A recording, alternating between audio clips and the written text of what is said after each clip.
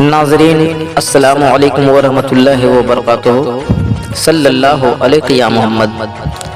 آنکھوں کو بیدار کر دے وعدہ دیدار سے، آنکھوں کو بیدار کر دے وعدہ دیدار سے، زندہ کر دے دل کو سوز ظہر گفتار سے۔ اثر کرے نہ کرے سن تو لے میری فریاد، اثر کرے نہ کرے سن تو لے میری فریاد، نہیں ہے داد کا طالب یہ بندہ اے آزاد۔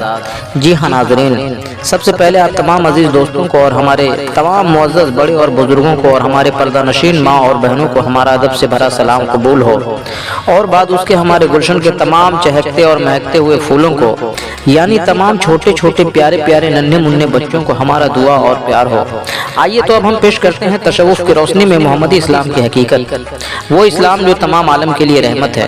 جی ہاں ناظرین، اب ہم پیش کرتے ہیں تصوف کی روشنی میں اسلام کی تاریخ اور دین محمدی کی حقیقت۔ میں اس پیشکش کو امت محمدیہ کے ان افراد کے نام معنون کرتا ہوں جو صحیح رہنمائی اور قیادت سے محروم ہیں اور نام و نہاد علماء کے دام و تروز میں گرفتار ہیں۔ جی ہاں ناظرین، اس سے پہلے جو بیان حقیقت آپ حضرات پچھلے ایپیسوڈ میں سماعت کیے، اسی موضوع پر اور آگے کے بیانات اور واقعات سماعت کریں۔ موضوع کعبہ کی حقیقت۔ جی ہاں ناظرین، موضوع کعبہ کی حقیقت۔ مکہ اور کعبہ میں کیا فرق ہے؟ مکہ اور کعبہ میں فرق۔ حضرت ابراہیم نے غار ابو قبیس میں اس خام قبر کو جبکہ 32 گز لمبا، 22 گز چوڑا اور 9 گز اونچا پختہ تعمیر کر دیا، جس میں کوئی کھڑکی، دروازہ، چوکھٹ، بازو وغیرہ نہیں تھا، صرف ایک گوشے میں حجر اسود نصب تھا۔ اس تعمیر خلیل کا نام مکہ تھا۔ مگر حضرت اسماعیل کے کئی ہزار سال بعد جبکہ کشی بن کلاب کے زمانہ جاہلیت نشانی عقائد کے مطابق، ناظرین اس واقعات کو سمجھنے کے لیے اس سے پچھلے ایپیسوڈ کو سماعت کریں۔ اس سے پچھلے ایپیسوڈ میں جو واقعات ہم نے پیش کی کعبہ کے متعلق، اسے سماعت کریں اگر تو بہتر سمجھ میں آئے گی۔ مکہ اور کعبہ میں فرق، اس لیے ہم اپنے کعبہ کی حقیقت میں پارٹ 1، پارٹ 2، پارٹ 3 کر کے نمبر دے رہے ہیں تاکہ عوام کو پارٹ نمبر 1 سے سننے اور سمجھنے میں کعبہ کی مکمل حقیقت سمجھ میں آ جائے گی۔ حضرت ابراہیم نے غار ابو قبیس میں اس خام قبر کو جبکہ 32 گز لمبا، 22 گز چوڑا اور 9 گز اونچا پختہ تعمیر کر دیا، جس میں کوئی کھڑکی، دروازہ، چوکھٹ، بازو وغیرہ نہیں تھا، صرف ایک گوشے میں حجر اسود نصب تھا۔ اس تعمیر خلیل کا نام مکہ تھا۔ مگر حضرت اسماعیل کے کئی ہزار سال بعد جبکہ کشی بن کلاب نے زمانہ جاہلیت نشانی عقائد کے مطابق مکہ کو مشمار کر کے مکعب نما عمارت بنا دیا، جس کی لمبائی، چوڑائی برابر اور اونچائی 40 گز تھی، پس مکعب تعمیر سے اس کا نام کعبہ مشہور ہو گیا۔ خلاصہ یہ کہ مستطیل تعمیر خلیل کا نام مکہ ہے اور مکعب تعمیر کشی بن کلاب کا نام کعبہ ہے۔ بہرحال مکہ اور کعبہ دونوں ناموں سے عقیدت مندان یہی سمجھتے تھے کہ یہ مقدس مقام باپ کا گھر ہے، اور عام شہرہ تھا کہ مکہ یا کعبہ باپ کا گھر قبر آدم ہے، اس لیے باپ کو قبلہ و کعبہ کہا اور لکھا جاتا تھا، اور آج کل بھی باپ کو قبلہ و کعبہ لکھا جاتا ہے، مگر نصرانی مذہب میں خدا کو باپ کہا جاتا ہے، اس لیے نصرانی عقائد والوں نے کعبہ کو خدا کا گھر مشہور کر دیا۔ رفتہ رفتہ کرسچن عقائد مسلمان میں آ گیا۔ اگر اکثر مسلمانوں نے بھی اپنے کتابوں میں لکھ دیا کہ کعبہ خدا کا گھر ہے۔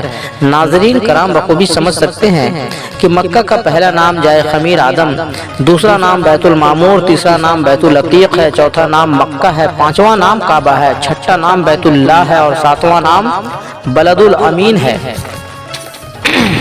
اس تواریخ اور وجہ تسمیہ کے ہر زاویے سے اہل قلم و دانش کے لیے ثابت ہے کہ کعبہ قبر آدم ہے۔ ہاں اگر پھر بھی کوئی انکار کرے تو پھر کوئی بات نہیں، انکار کے سامنے اللہ میاں بھی مجبور ہے۔ انکار کے سامنے اللہ میاں بھی مجبور ہے، گو کہ کعبہ قبر آدم نہ ماننے والوں کے سامنے فوراً ایک سوال پیدا ہو جاتا ہے، اور وہ سوال یہ ہے کہ جبکہ خدا لامکاں ہے تو کوئی شخص کیسے خدا کا گھر بنا سکتا ہے؟ نمبر 2، اگر بالفرض خدا کو گھر کی ضرورت پڑی تو کیا حضرت ابراہیم سے پہلے خدا کو گھر نہیں تھا؟ نمبر 3، کاش کوئی شخص خدا کا گھر بنا دے تب وہ گھر والا رہے ورنہ بے گھر ہی رہے گا۔ ان سوالوں کے بعد یہی پتہ چلتا ہے کہ حضرت ابراہیم نے وہ کوئی خدا کا گھر نہیں بنایا، خدا کا گھر نہیں بنایا گیا، البتہ ساری انسانیت کے لیے قبلہ کونین بنایا تھا۔ یعنی جب حضرت آدم وفات پا گئے اور غار ابو قبیش میں تحزز و تقفین ہو گئی اور قبر پر حجر اسود نصب کر دیا گیا تو تمام اولاد آدم کے لیے قبلہ اور زیارت گاہ بن گئی، اور سارے دنیا کے انسان کسی وقت مصیبت پر اپنی اپنی مشکل کشائی کے لیے قبر آدم کے گرد جا کر گریہ وزاری کرتے اور منتیں مانتے ہیں تاکہ مشکلیں آسان ہوئیں۔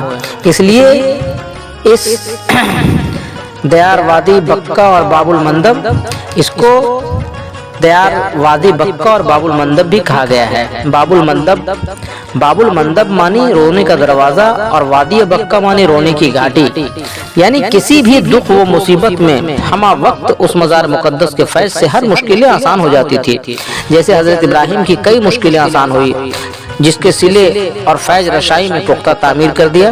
مشکل کشائی کی وہ روشنی دیکھیے، حضرت آدم علیہ السلام کے کئی ہزار سال بعد حضرت ابراہیم علیہ السلام ایک بہت بڑی مصیبت میں پڑ گئے کہ آپ کی پہلی بیوی شاعرہ سامی نے دوسری بیوی حاضرہ مصری کو حاملہ دیکھ کر حضرت ابراہیم کو مجبور کیا کہ حاضرہ مصری کو گھر سے نکال دو، کیونکہ شاعرہ سامی کو یہ اندیشہ ہوا کہ میں تو ملکہ ہوں اور حاضرہ لونڈی ہے، خدا نہ خواستہ اگر لونڈی کے اس حمل سے بیٹا پیدا ہو گیا تو ممکن ہے کہ تخت و سلطنت کا وہی مالک بن بیٹھے۔ گویا اسی دور اندیشی سے شاعرہ نے حاضرہ کو گھر سے ضلع وطن کر دینے کی فرمائش کی، لہٰذا حضرت ابراہیم نے ملک شام سے حاملہ حاضرہ کو لے کر سینکڑوں میل دور وادی بکہ میں پہنچے۔ وہاں دیکھا کہ غار ابو قبیش میں ایک خام قبر ہے اور قبر پر حضرت آدم کی انگوٹھی حجر اسود رکھی ہے۔ حضرت ابراہیم نے اس قبر کو سجدہ و طواف کیا اور قبر سے چمٹ کر خوب روئے، گڑگڑائے اور حجر اسود کو بوسہ دیا اور اپنے دکھوں کا سارا ماجرا سنا کر بیوی حاضرہ کو اسی مزار مقدس کے سپرد کر کے دعا اور منت و سماجت کی کہ اگر بیوی حاضرہ سلامت رہے اور اس کے اس حمل سے بیٹا پیدا ہو تو میں اس بیت المعمور کی پختہ تعمیر کر کے اس نوزائیدہ بچے کو تیری خدمت کے لیے وقف کروں گا۔ حضرت ابراہیم کی دعا کہ وہ الفاظ قرآن شریف میں اس طرح ہے، رب حب لی من الصالحین فبشرناہ بغلام حلیم، پارہ 23 سورہ شفاعت، جس کے معنی ہے کہ اے رب میں چاہتا ہوں ایک بیٹا صبر و تحمل والا، پس بشارت ملی ایک صالح بیٹے کی۔ اسی امید پر حضرت ابراہیم اپنی بیوی حاضرہ کو وادی بکہ میں تنہا چھوڑ کر خود اپنے ملک شام کو واپس ہو گئے۔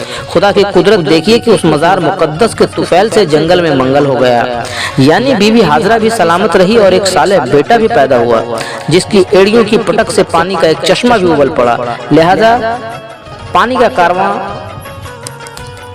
دیکھ کر کارواں وہاں پڑاؤ ڈالنے لگے، جس سے بخیر و خوبی انما بیٹے کی دلچسپی کا سامان خورد و نوش کا انتظام بھی ہو گیا۔ اسی کو مشیب الاسباب کہتے ہیں۔ واقعہ یوں بیان کیا جاتا ہے کہ جبکہ حضرت اسماعیل پیدا ہوئے اس وقت ان کی ماں حضرت حاضرہ پانی کے لیے پریشان ہو کر ادھر ادھر دوڑتی پھرتی تھی کہ دیکھتی کیا ہے کہ بچے کی ایڑیوں سے ملا ہوا پانی کا ایک چشمہ جاری ہے۔ دور سے بہتے ہوئے پانی کی چمک دیکھ کر حاضرہ شہم گئی، شاید کوئی سانپ رینگتا ہوا بچے کی ایڑیوں تک پہنچ چکا ہے۔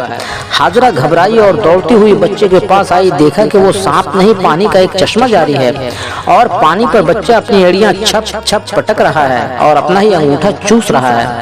حضرت حاضرہ بے حد خوش ہوئی اور اپنی عبرانی زبان میں کہا زم زم، یعنی ٹھنڈا ٹھنڈا، مراد ہے کہ پیاس کی حالت میں ٹھنڈا ٹھنڈا پانی ملا۔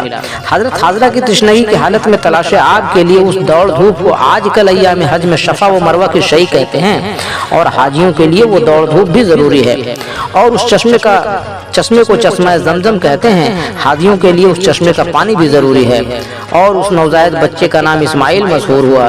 اسماعیل مانی آقا نے سن لیا، یہ لفظ عبرانی ہے، مرکب علم سے ہے۔ اسما زما ہے، سما کے شما معنی سننا اور علم معنی آقا، یعنی حضرت ابراہیم علیہ السلام کی دعاؤں کو آقا نے سن لیا، وہی محاورہ بچے کا نام پڑ گیا کہ آقا نے سن لیا، اسماعیل مشہور ہو گیا۔ پس ایام حج میں صفا و مروہ کی شہی چشمہ زمزم حجر اسود وغیرہ کی سنتیں منائی جاتی ہے، جن کو حج کا رکن کہا جاتا ہے، جس کی خلاصہ روشنی مندرجہ ذیل ہے، سماعت فرمائیں۔ جی ہاں ناظرین، حج اور قربانی کی حقیقت ہم اگلے ایپیسوڈ میں پیش کریں گے۔ جی ہاں ناظرین، حج اور قربانی کی حقیقت ہم اگلے ایپیسوڈ میں پیش کریں گے۔ ہم نیک و بد حضور کو سمجھائے جاتے ہیں، مانو نہ مانو آگے تمہیں اختیار ہے۔ جی ہاں ناظرین، اب ہمیں دیجیے اجازت، ہم پھر جلد ہی ملیں گے آپ سے تصوف کی روشنی میں لے کر محمدی اسلام کی حقیقت۔ اور آپ تمام ناظرین سے آپ کا نیاز مند بھائی نیازی ٹی وی کا ایک نیاز مندانہ گزارش ہے اور تمام انسانیت سے التجا ہے کہ نیازی ٹی وی پر پیش کیے جا رہے پروگرام محمدی اسلام کی حقیقت کو آپ حضرات ضرور سماعت کریں، اور خاص کر بالخصوص ان بھائیوں تک یہ پیغام محبت اور پیغام حقیقت کو ضرور پہنچائیں جن کے دل اور دماغ میں اسلام اور پیغمبر اسلام کے بارے میں کچھ غلط فہمیاں ڈالی گئی ہے، کیونکہ محمدی اسلام صرف مسلمانوں کے لیے نہیں بلکہ تمام عالم کے لیے رحمت ہے، یعنی پوری کائنات، پوری انسانیت کے لیے رحمت ہے۔ اس لیے ہم تصوف کی روشنی میں محمدی اسلام پیش کر رہے ہیں۔ ہمارا مقصد اور منشا صرف یہ ہے کہ محمدی روشنی سے زمانہ روشن ہو جائے، حق اور باطل کو زمانہ جان لے، اور ہمارے آقا و مولا کی توہین نہ کی جائے، ان کی شان اقدس میں گستاخی نہ کی جائے۔ جی ہاں ناظرین، اگر آپ حسینیت اور محمدیت کو پسند کرتے ہیں تو آپ ہمارے اس محمدی پیغام کو تمام انسانیت میں زیادہ سے زیادہ شیئر کریں، اور ہمارا حوصلہ افزائی اور تمام عالم کے آخرت کے بھلائی کے لیے ہمارے اس پیشکش کو، ہمارے نیک کوششوں کو اور اس محمدی پیغام کو، اور آپ اپنے اس محمدی چینل نیازی ٹی وی کو زیادہ سے زیادہ لائک، کمنٹ اور سبسکرائب کریں۔ ہاں تو ناظرین، ہم پھر ملیں گے اگلے ایپیسوڈ میں محمدی روشنی لے کر۔ تب تک کے لیے آپ تمام عزیزوں کو اللہ حافظ، آداب، صلی اللہ علیہ وسلم۔